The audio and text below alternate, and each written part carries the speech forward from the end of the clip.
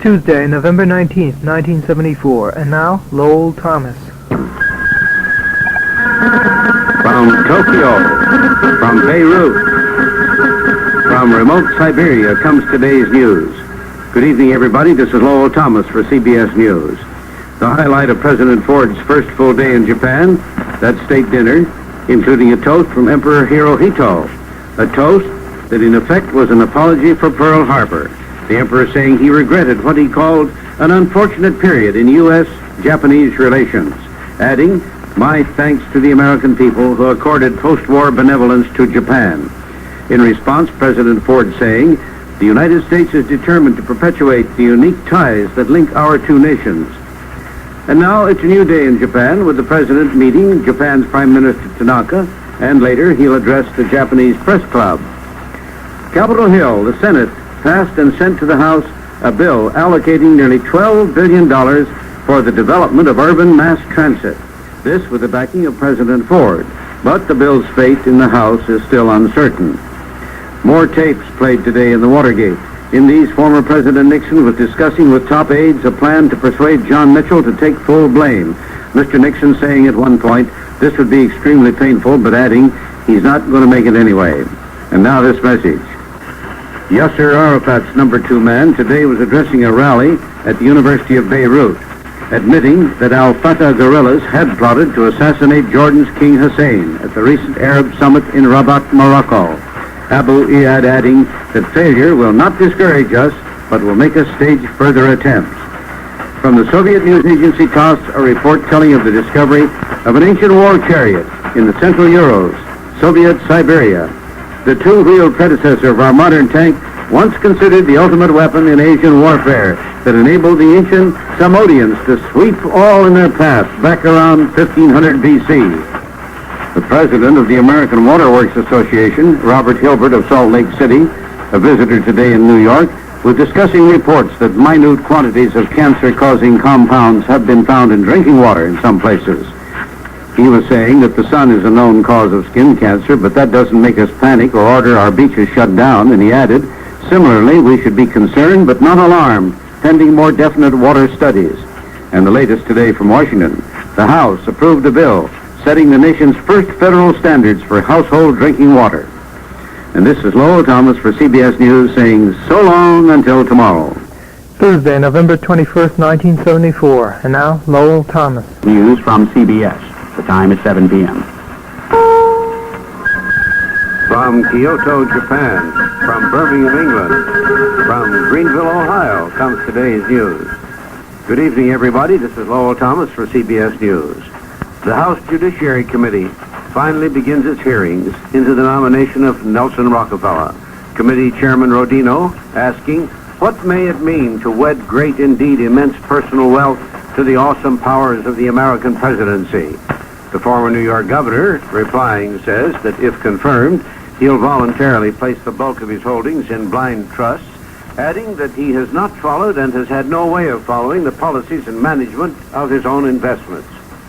President Ford today, sightseeing at Kyoto, ancient, beautiful imperial capital of Japan.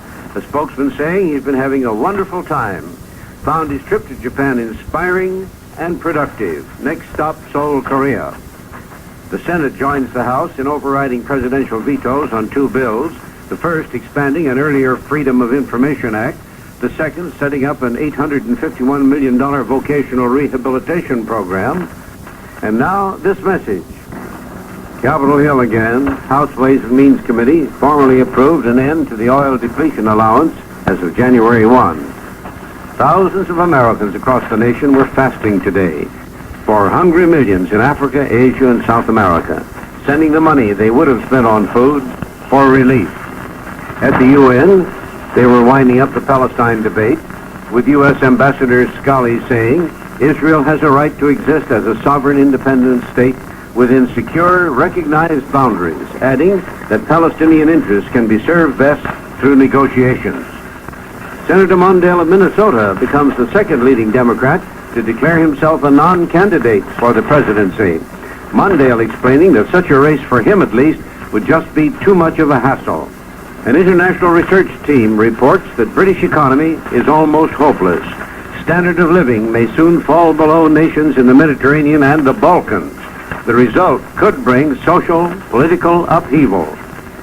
Northern New England has been having its first big storm of the season, snow up to 6 inches at Stowe and elsewhere in northern Vermont and Maine, with, says the Weather Bureau, plenty more to come. For girls at Wilson College in Pennsylvania, back to the 20s today. Long dresses, floppy hats, campus rules of half a century ago, including fines of 50 cents each for smoking a cigarette, strolling with a male escort but no chaperone, or entertaining a caller in the parlor past 9:50 at night. By the way, the hit tune today at the Wilson campus is a recording entitled, Virginia, Don't Go Too Far. And now this message. Greenville, Ohio, made famous by Matt Anthony Wayne and Annie Oakley, the new record holder at the local Weight Watchers Club, 21-year-old Dan Younts, who once weighed 350 pounds, now down to a svelte 165. Young Dan recalling how he used to eat only one meal a day, from 8 in the morning till 10 at night, non-stop. But Dan, how under the sun did you get all the way down from 350 to 160? Tell me. We'll write a book. We'll make a bundle. And now, this is Lowell Thomas for CBS News saying, so long until tomorrow. Friday, November 22nd, 1974. Now, Lowell Thomas. CBS on WTOP. The time is 7 p.m. From the United Nations, from Ottawa, from Tripoli, comes today's news. Good evening, everybody. This is Lowell Thomas for CBS News. More than 2 million South Koreans were cheering President Ford today in Seoul. He was twice halted by his motorcade so he could alight and shake hands with friendly crowds. Later, at a state dinner, the president saying he was greatly touched, also pledging a continuation of U.S. military and economic assistance. This said to have followed private assurances that South Korean President Park will relax somewhat on his iron grip. The president now en route to Vladivostok, where he meets tomorrow with Soviet leader Leonid Brezhnev.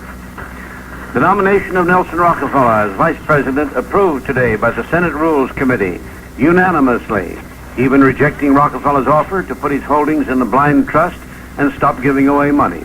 Committee Chairman Howard Cannon saying, everyone knows where his holdings are and will be able to recognize if there is any conflict of interest. From Ottawa, an order calling for an immediate 11% cutback in Canadian oil exports to the U.S. Also warning that all Canadian oil exports to the U.S. may be gradually cut off over the next decade. Canadian Energy Minister Donald MacDonald saying this may be necessary for Canada to maintain its own energy self-sufficiency. Top officials of the United Mine Workers today voted overwhelmingly to try and get a better contract from the coal industry. The mine workers' action, in effect, nullifying a tentative agreement. So now, back to the bargaining table. Newest boy wonder of chess, Anatoly Karpov, age 23. He qualifies now to meet world champion Bobby Fischer sometime next year, assuming Fischer says okay. And now, for CBS News, this is Lowell Thomas saying so long until Monday.